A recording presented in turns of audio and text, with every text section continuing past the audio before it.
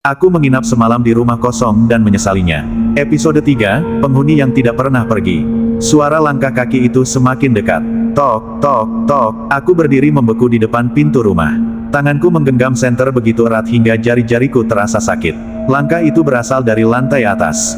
Pelan, berat, seperti seseorang yang sengaja ingin menunjukkan keberadaannya. Lalu sosok itu muncul. Seorang pria, tubuhnya tinggi dan kurus, berdiri di ujung tangga yang gelap. Wajahnya tidak terlihat jelas, namun matanya menyala samar dalam kegelapan. Aku langsung teringat ucapan anak perempuan di halaman tadi. Ayah masih ada di dalam. Jantungku terasa berhenti berdetak. Tanda hubung, tanda hubung, tanda hubung. Pria itu mulai menuruni tangga. 1 langkah, 2 langkah, 3 langkah. Setiap langkah menimbulkan suara kayu berderit. Krek, krek. Aku mundur perlahan. Namun saat cahaya senternya mengenai wajah pria itu, aku hampir berteriak. Separuh wajahnya seperti hangus terbakar. Kulitnya mengelupas. Matanya yang sebelah kiri kosong seperti lubang hitam. Tapi yang paling mengerikan, ia sedang tersenyum. Senyum yang terlalu lebar untuk wajah manusia. Tanda hubung, tanda hubung, tanda hubung. Tanpa sadar aku berlari keluar rumah. Hujan masih turun deras. Aku melompati anak tangga teras dan berlari menuju gerbang. Namun saat sampai di pagar, kakiku mendadak berhenti. Rumah itu hilang. Bukan benar-benar hilang, tetapi pemandangan di sekelilingku berubah. Aku tidak lagi berada di halaman rumah tua. Aku berada di ruang tamu. Lagi, tepat di tempat aku berdiri beberapa menit sebelumnya. Napas tercekat. Apa? Aku berlari ke arah pintu depan, membukanya, dan sekali lagi, aku kembali berada di ruang tamu. Seolah rumah itu tidak mengizinkanku keluar. Tanda hubung, tanda hubung, tanda hubung.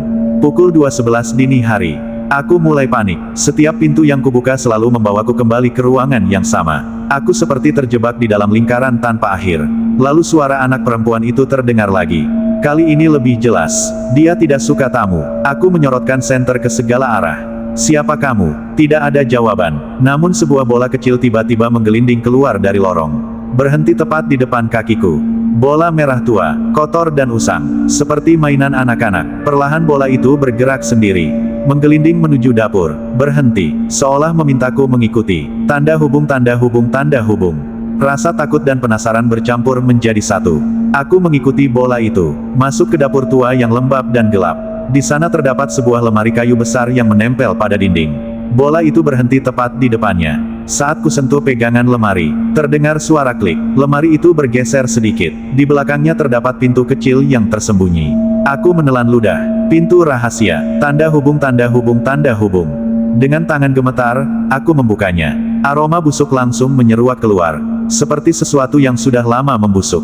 Di balik pintu itu terdapat tangga sempit menuju ruang bawah tanah. Aku mengarahkan senter ke bawah.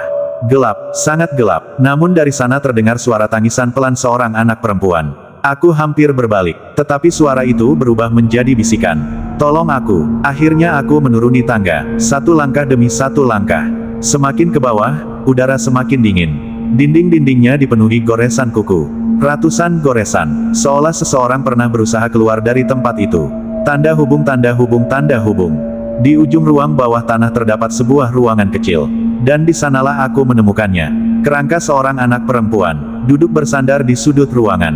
Masih mengenakan gaun putih yang sama seperti sosok yang kulihat di halaman. Di sampingnya terdapat buku harian tua. Tanganku gemetar saat membukanya. Halaman-halamannya sudah menguning. Pada halaman terakhir tertulis dengan tulisan tangan yang berantakan, lebih besar dari, "Ayah mengunci aku di sini. Dia bilang aku tidak boleh keluar. Aku takut. Kalau ada yang menemukan buku ini, jangan percaya ayah." Tiba-tiba terdengar suara pintu ruang bawah tanah dibanting keras. BRAAK, aku langsung menoleh. Tangga yang tadi kulewati kini gelap gulita. Lalu terdengar suara langkah kaki berat menuruni tangga. Tok, tok, tok. Lebih dekat, lebih berat, lebih marah. Dan dari atas terdengar suara seorang pria. Suara serak yang membuat darahku membeku. Kau tidak seharusnya menemukan dia. Aku mengangkat senter ke arah tangga. Dan untuk pertama kalinya, aku melihat wajah penghuni rumah itu dengan jelas. Bersambung ke episode 4. Ruang bawah tanah yang terkunci.